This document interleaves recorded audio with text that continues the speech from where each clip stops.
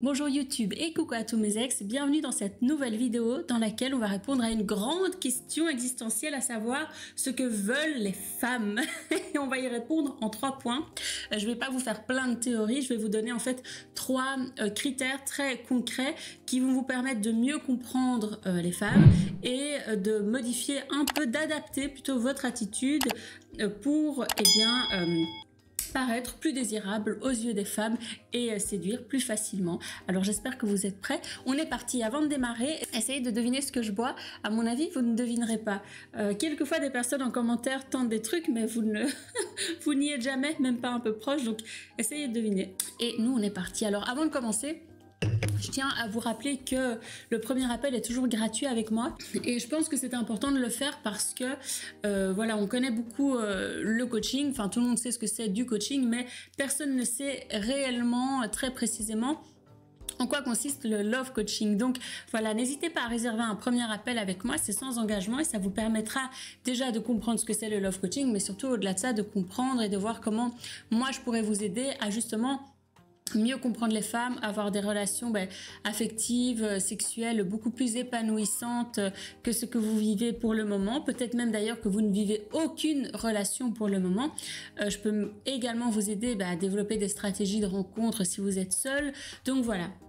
N'hésitez pas à réserver ce premier appel gratuit pour découvrir tout ça avec moi, pour se rencontrer, voir si le contact passe et si on a envie de travailler ensemble. Donc voilà, le lien est en description, je ne vous en dis pas plus et je vous laisse avec la vidéo. On est parti.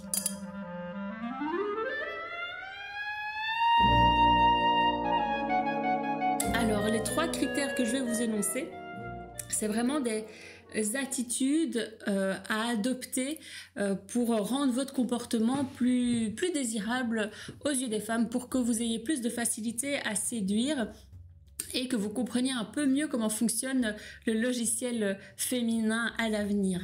Donc ce que je vous dis là, ce sont vraiment des aides. Je ne vous demande pas de changer totalement de personnalité, mais de vous inspirer de ce que je vais vous dire pour avoir des relations plus épanouissantes avec les femmes. Et mon premier point, c'est le fait d'être sécurisant, de paraître, enfin même pas de paraître, d'être, c'est mieux, sécurisant aux yeux des femmes. Et comment est-ce qu'on fait pour avoir l'air d'être sécurisant? Alors ça passe beaucoup par le contrôle, parce qu'en fait très souvent on résume ça à oui, être riche, beau, fort, intelligent, oui mais non, en fait on peut tout à fait incarner tout ça sans être sécurisant. On peut être fort et avoir un sale caractère et se battre avec tout le monde et n'importe qui, c'est pas sécurisant. On peut être riche mais dépenser super mal son argent, faire plein de placements, être totalement instable, c'est insécurisant. On peut être un homme très beau, du coup super convoité par plein de femmes et très séducteur, du coup c'est insécurisant. Donc vous voyez, c'est un peu plus complexe. Et justement, le fait d'être sécurisant, ça passe plutôt par cette notion de contrôle.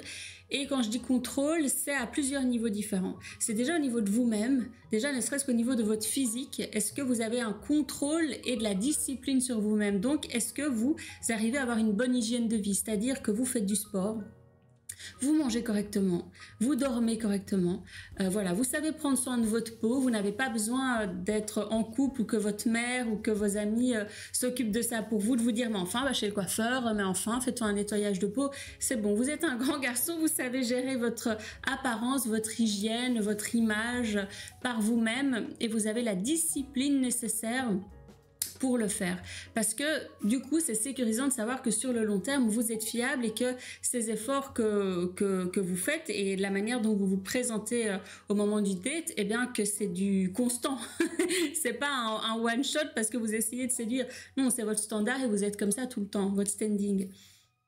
Ensuite, cette idée de contrôle, elle s'étend évidemment à votre attitude, à votre comportement, c'est-à-dire que vous n'êtes pas ultra émotif, vous n'êtes pas totalement caractériel, vous êtes capable d'avoir de la conversation et une communication normale, vous n'allez pas la ghoster du jour au lendemain parce que vous ne savez pas dire que vous n'êtes pas intéressé ou que vous êtes préoccupé, vous êtes capable de lui faire la conversation et de vous intéresser à elle, et surtout vous êtes capable un minimum de parler de vos émotions, de votre santé mentale, alors pas que ce soit votre psy, mais d'être capable de faire preuve d'un minimum d'introspection, quoi. Ensuite, ça passe par votre contrôle sur votre environnement direct, c'est-à-dire vous ne vous disputez pas avec le premier venu. S'il y a des gens qui vous importunent, eh ben, vous savez les remettre à votre place sans que ça dégénère. Vous parlez correctement aux serveurs, aux serveuses, aux inconnus dans la rue, aux gens dans les magasins. Voilà, vous gérez, vous contrôlez vos interactions. Et de la même manière que vous gérez vos émotions avec vous-même, vous gérez vos rapports émotionnels avec les autres sans que ça dégénère dans un sens ou dans l'autre. Même au niveau de la séduction, hein, vous n'êtes pas ultra libidineux dès qu'il y a une femme qui vous plaît, qui passe devant vous. Voilà, et ensuite un autre niveau de contrôle, moi je trouve que votre rapport au monde, votre niveau de compréhension et du coup de contrôle du monde, de votre environnement, c'est important dans le sens où vous devez un minimum maîtriser, c'est peut-être bizarre à dire, mais de comprendre les enjeux politiques et géopolitiques et écologiques qui se passent pour pouvoir préparer votre avenir du mieux possible et donc protéger votre famille et en tout cas votre partenaire du mieux possible. Plus vous aurez compris comment fonctionne le monde, plus vous allez être apte à ne pas le subir. Et ça, c'est quelque chose qui est, je pense que beaucoup de femmes recherchent. Parce que c'est des choses auxquelles elles ont parfois du mal à s'intéresser, justement, la politique, métapolitique, géopolitique, et elles aiment que les hommes, même pas spécialement pour en parler avec eux, attention, mais plutôt que les hommes en tout cas soient en maîtrise de ces sujets, parce que ça veut dire qu'ils s'intéressent et qu'ils comprennent le monde, et que donc ils le contrôlent un minimum. Et ça ne veut pas dire être le roi du monde, c'est pas ça du tout, mais c'est être en maîtrise et en contrôle en fait de son futur, tout simplement. Ça, c'est très sécurisant pour les femmes. Ça, c'est vraiment dans les grandes lignes. Après, on pourrait détailler tout ça, mais si vraiment pour aller droit au but et être efficace, retenez cette idée de contrôle. Maintenant, pour que ceci soit intéressant, ça doit quand même être mis en balance avec autre chose. Et le second point que j'ai envie de vous dire, c'est que pour séduire une femme, vous devez être capable de lui faire vivre des émotions. Vous devez être capable de lui faire vivre des émotions et pas juste de sembler être un mec efficace et sécurisant, oui, qui a une voiture, qui comprend la politique et qui est capable de payer pour le date. Ça, c'est déjà merveilleux, c'est génial, mais si il se passe rien en termes d'émotions, de sensualité, de sexualisation, ben, ce sera un peu mort, à moins de tomber sur une michto, quoi. Et donc, qu'est-ce que ça veut dire lui faire vivre des émotions? Pour vous donner un exemple très concret, imaginez que vous avez une conversation, vous êtes en date avec une femme, vous commencez à parler de cinéma et vous avez deux possibilités qui s'offrent à vous. Soit vous décidez de parler par exemple de la nouvelle vague en disant « Ah oui, j'adore le cinéma de tel réalisateur, je trouve que son utilisation du noir et blanc est très pertinente parce que moi qui ai fait de la photo, j'ai remarqué que les jeux de lumière... » Vous pouvez en parler de cette manière-là, ou vous pouvez en parler de manière beaucoup plus émotionnelle en disant « J'ai été très surpris d'apprécier ce cinéma parce que ça m'a parlé d'une manière beaucoup plus intime que prévu. Qu'est-ce que toi tu penses? Est-ce que ça fait écho à des histoires que tu as déjà vécues?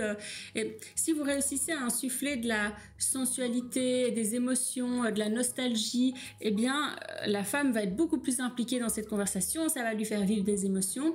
Et dites-vous bien que toutes les émotions et sensations que vous allez lui faire vivre, et du coup, le moment qu'elle va passer, elle va l'associer à vous.